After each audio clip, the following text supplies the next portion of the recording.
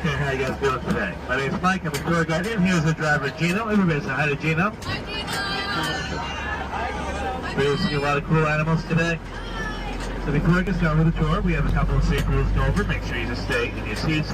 Keep your seatbelts on. No switch seats during the ride. Also, don't eat anything during the ride. If you have snacks with you, please leave them put away. It's a choking hazard if you try to snack during the ride. And also, you don't want to attract any animals that will try to scare the planes. We have animals here from both North and South America. On your left, my left, your right, we have the Roosevelt elk, the second largest deer in the world after the moose. They can get up to 1,000 pounds, and the huge antlers, which only the males have, get up to 4 feet long. Look at his antlers. And now on your left and your right, we have the American bison, the largest land animals in North America. They can get up to 2,400 pounds and about 6 feet tall at the shoulder. Yeah. The bison are once really numerous all over the American West, but then in the 1800s they always have very powerful legs and can run pretty fast. Rias and lemurs run about 30 miles an hour, cassowary is 40, and the ostrich. European settlers brought them to many parts of the world and released them into the wild where they could hunt them as a game animal, as they were a very favorite game animal in Europe. Now, power deer have white spots their whole lives, a little bit different than most species where they only have white spots as small. These are members of the horse family, but they're actually closely related to the donkey than they are to the horse. There are a number of species of zebra in Africa. This one is the plain zebra, the most common one. And now on your left, we have the African elephant. The elephants. Now you can tell these are African elephants, not Asian elephants, by looking at their ears. They have these really big ears that are kind of shaped like Africa. Asian elephants' ears are a completely different shape, being smaller, more narrow. Oh yeah, see it? Now the two species are not close relatives, they're actually distant relatives. Turns out the Asian elephant is a close relative of the extinct woolly mammoth, and the African elephant is a close relative of the extinct European elephant.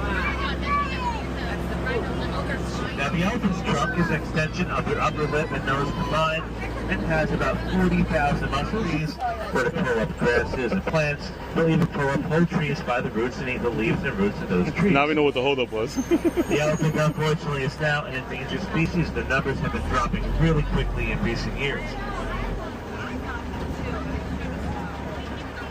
And now here on your right, we have the white rhinoceros, the largest rhinoceros species left in the world. They can get up to about 7,000 pounds.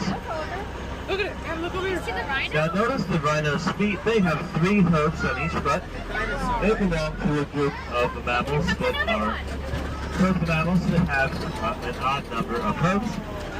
Most are going to be cut off. They actually will grow back, and they're not attached to the skull in any way. Other animals that have horns, their horns are part of the skull with a bone core and covered with keratin.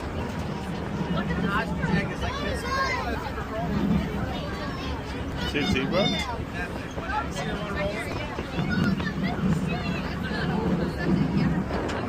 And now on your right, we have a bunch of zebras.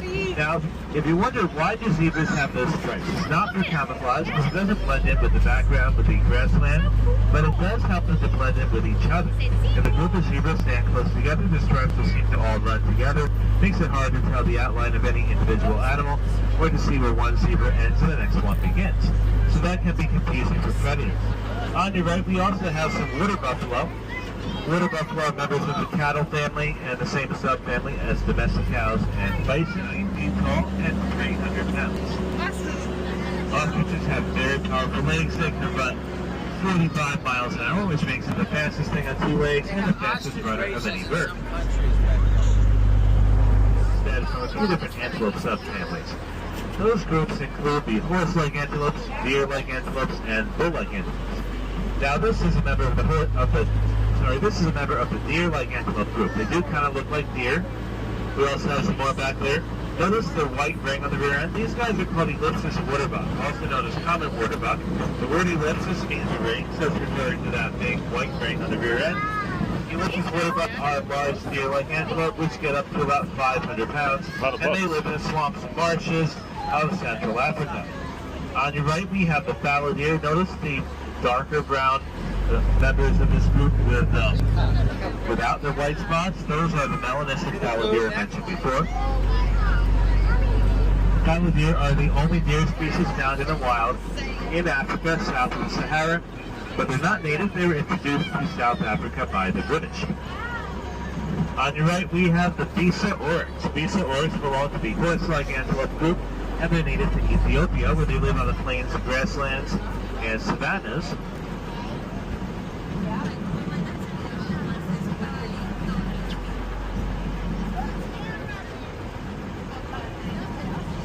Take a look at this ostrich's feet. You'll see she has only 2 toes. One really big toe with a big claw, and one tiny toe without a claw. Is it got some for me? That is the tallest animal in the world. They can get up to about 18 feet tall and 4,000 pounds. And look, the giraffe. Look at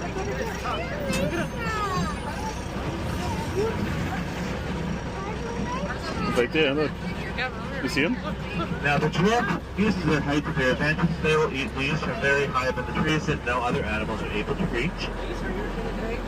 Most of their diet are the leaves of the acacia tree, which is very common in Africa's tropical savannas.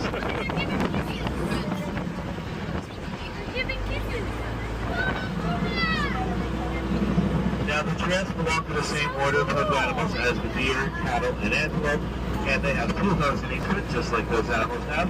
They also have these things on top of their head called ossicones, which are kind of like a cross between horns and antlers. Like antlers, the ossicones are covered with skin instead of keratin, but like horns, they are permanent. The giraffes have a 16-inch long tree-head-style tongue. It's a big one. They can wrap it around things, so they'll wrap their tongue right around the tree branch and pull all the leaves off of that branch. Now also we have these antelope here called scimitar horned oryx. They're a very close relative of the Bisa oryx you saw before. But their color, the white and cinnamon color, helps them to camouflage with the white sand and the dry vegetation in the Sahara Desert. Scimitar horned oryx are native to the entire southern half of the Sahara, but because of overhunting, they went extinct in the wild in the year 2000. But later on, they were reintroduced back into the wild in 2016. Now, on your right, we have the red and woolly cattle. That's a breed of domestic cattle. It comes from Africa. This breed is the main livestock of the Tutsi tribe in Rwanda.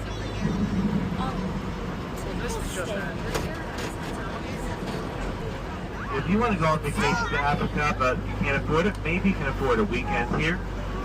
You will be right in the middle of the Africa section with giraffes and antelope walking right past your room. Each room has a deck facing the safari with a really good scenic overlook of all the animals. This is the giraffe deck where you get to feed the giraffes out of your hands in the morning and the afternoon. Also, there's special safari tours every morning, and each day we say would include admission to Great Adventure and Hurricane Harbor.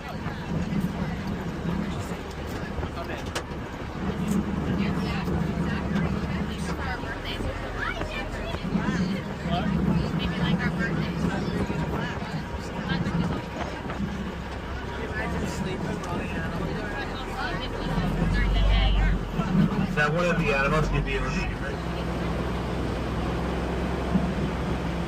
And like mountain goats, Barbary sheep are really good climbers, and they prefer to climb on rocks and live in really rugged, rocky areas. They're used to living in a dry climate between the Sahara and the Mediterranean, and they even live in the Sahara Desert and everywhere where there's some mountains in the northern parts of the desert.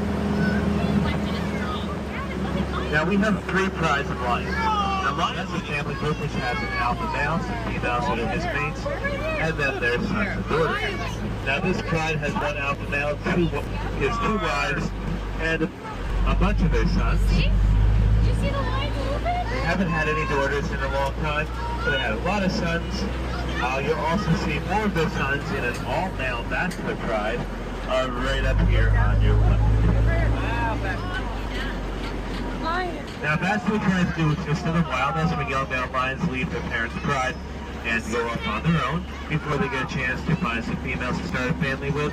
They will form an all-male group. That way they will not need to be alone, and they can hunt as a group, just like the female lions normally do. Now, normally the males are the protectors of the pride, and the females do all of the hunting. and they hunt as a group, which allows them to take down much larger prey than any single lion would be able to on their own. Now the lion is a number of different subspecies in Africa alone, as well as throughout the Middle East and into India. Over there.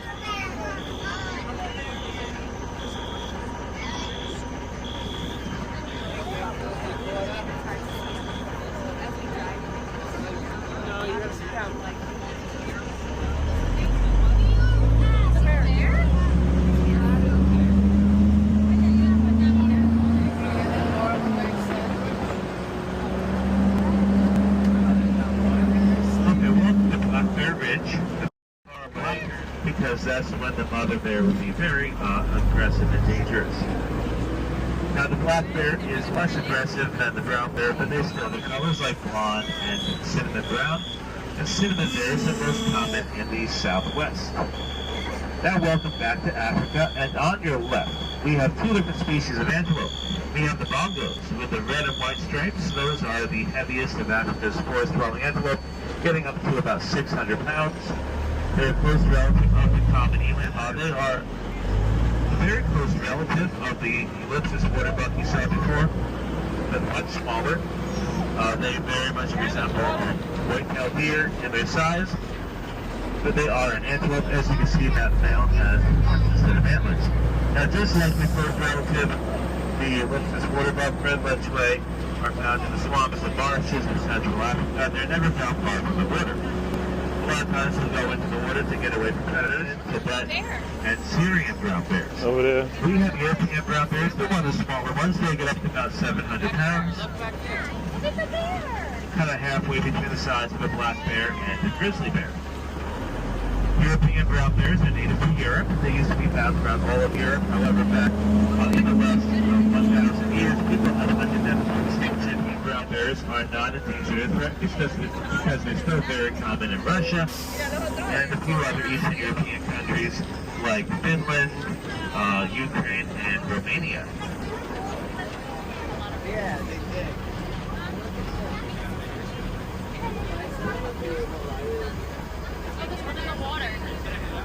We have some of our larger bears on your right. Now you can easily tell them apart from black bears, even cinnamon bears, by their body shape. Brown bears have a big shoulder hump, which black bears don't have. Also, the brown bears have a much larger head compared to their body size and longer legs. Look at that one digging. Now both black and brown bears are omnivores. You can see these bears are eating some plants out in the field there. Here we have a mother and her cub hanging out. I'm not even sure which one is which now. This past March, the cub reached his first birthday. He was still quite a bit smaller than his mother. Now he caught up to her size. It's hard to tell which one is which. On your left, this is Stan. He's one of our young adults. If you Google Stan the Dancing Bear, you'll find some videos of him doing his characteristic dance. Not as heavy. Emus have really tiny wings. Their wings are considered vestigial wings, which means they were reduced in size and they're basically useless. Notice how this emu is hard to even find his wings. And here we have some kangaroos. There's a little baby kangaroo there. Baby kangaroos are called joeys.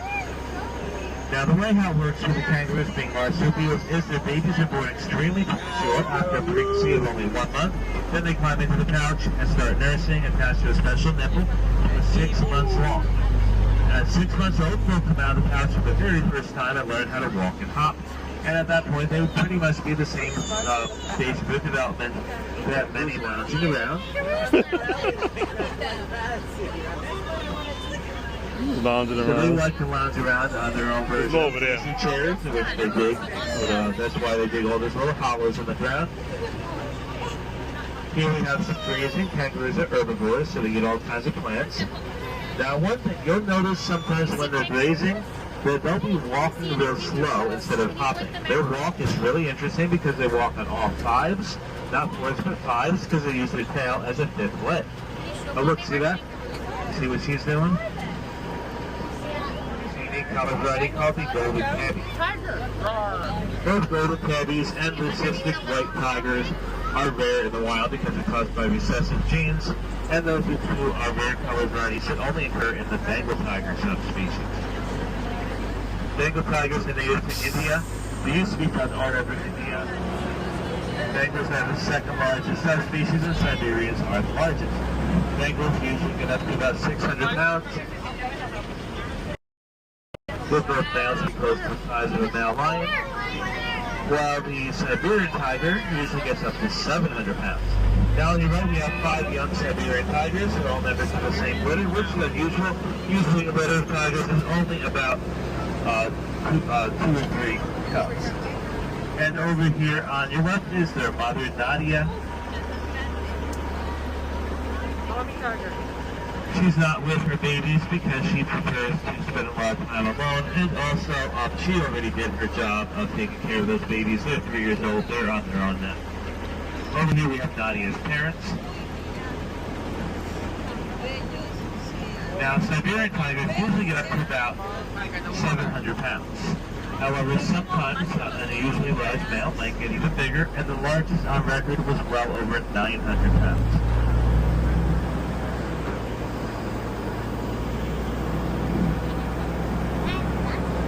Siberian tigers live in southeastern Siberia, just north of Korea, in Russia's Far East. And they are now critically endangered. There's only thought to be about 500 left in the wild.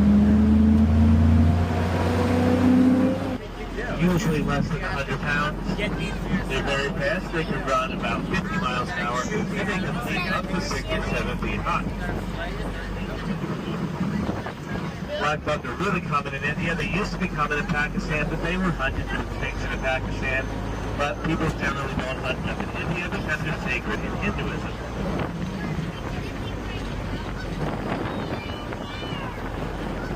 Now these animals on your right, these are the ubads, also known as Barbary sheep. You saw some of the males in the Africa section. This is the female herd. They're actually native to northern Africa, between the Mediterranean Sea and the Sahara Desert. Now baboons look a little bit different than monkeys from other parts of the world. They have a long, narrow snout that almost looks like the snout on a dog. And that's true of all the baboon species.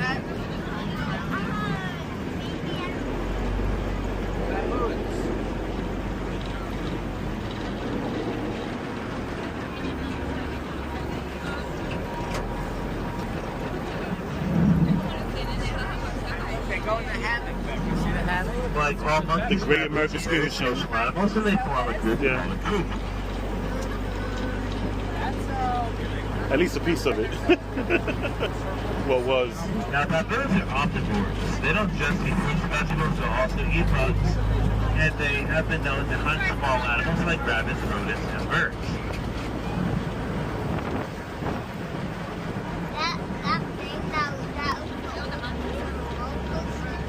Then we have some more baboons out here in the yard on your left.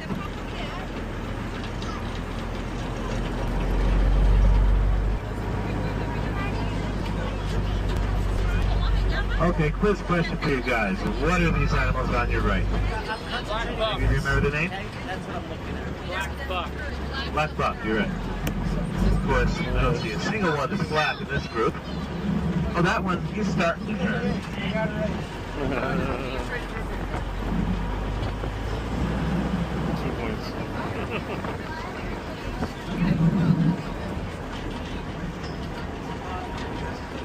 Look at these guys. So these here, any guesses? So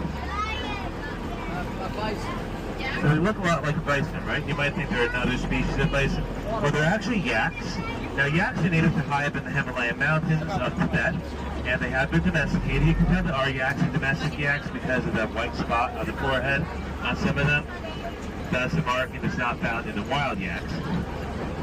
Now, people used to assume the yaks were closely related to domestic cows, but in more recent years, DNA tests. It's big. Big boys. Look at his feet right there. See his feet? Here, let me stand next to me. Right there. See?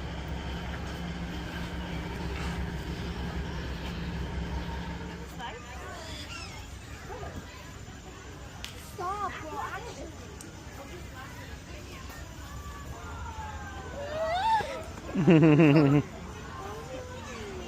Look at the owl. Are eating baby mice. They're not alive. They're frozen. We saw them out in hot water. But this is what they would typically do. This is what they would eat in the wild. That's lions. Go see the lions. Hold on. Lizards.